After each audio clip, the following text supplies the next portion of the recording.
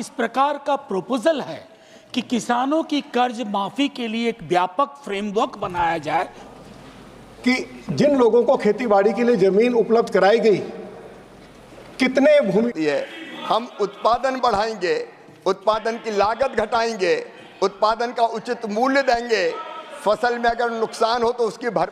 मेरा माननीय मंत्री जी से एक सीधा सा सवाल है, सीधा सा जवाब लेने की उम्मीद करता हूं कि क्या कोई इस प्रकार का प्रपोजल है कि किसानों की कर्ज माफी के लिए एक व्यापक फ्रेमवर्क बनाया जाए ताकि नॉन इंस्टीट्यूशनल लेंडर्स पे उनकी डिपेंडेंस खत्म हो सके।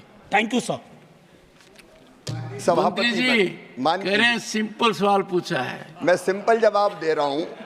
माननीय सभापति महोदय, हमारी जो योजना है, मोदी जी की सरकार बहुत दूरदर्शिता से काम करती है। हम उत्पादन बढ़ाएंगे, उत्पादन की लागत घटाएंगे, उत्पादन का उचित मूल्य देंगे, फसल में अगर नुकसान हो तो उसकी भरपाई प्रधानमंत्री फसल बीमा योजना के द्वारा करेंगे। हम कृषि का विविधीकरण करेंगे, प्राकृतिक खेती की तरफ ले जाकर किसानों की आय इतनी बढ़ाएंगे कि बार बार वो हाथ कर्जा माफी के लिए मांग करने की स्थिति में नहीं होगा। हम आय बढ़ाने पर विश्वास रखते हैं माननीय सभापति महोदय, ये सरकार निरंतर उसके लिए काम कर रही है।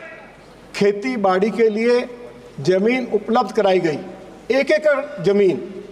मैं पूछना चाहता हूं कि जिन लोगों को खेती बाड़ी के लिए जमीन उपलब्ध कराई गई, कितने भूमिहीनों को मालिकाना अधिकार दिया गया है या भूमिदर बनाया गया है।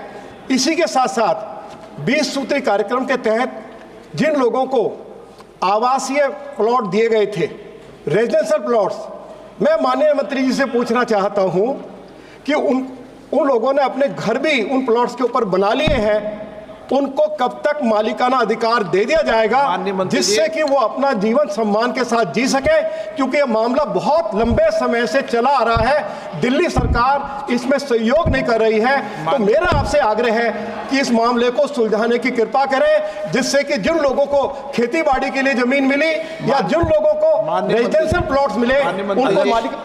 अध्यक्ष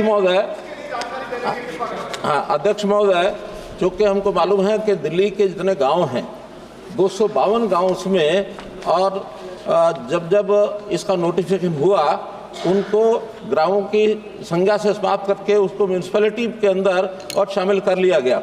और 507 सेक्शन ऐसा है, वो बताता है कि जैसे ही गांव म्यूनसिपैलिटी में आ जाता है तो वो सारी ज़मीन डीडीए के पास चली जाती है।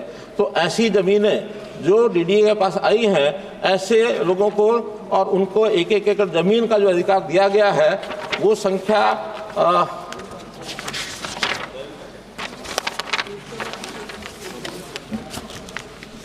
उस संख्या के बारे में चलो बाद में बता देना। बता देंगे। कुल मिला के क्वेश्चन नंबर 4964 ऐसे लोग हैं जिनको ये प्लॉट दिए गए।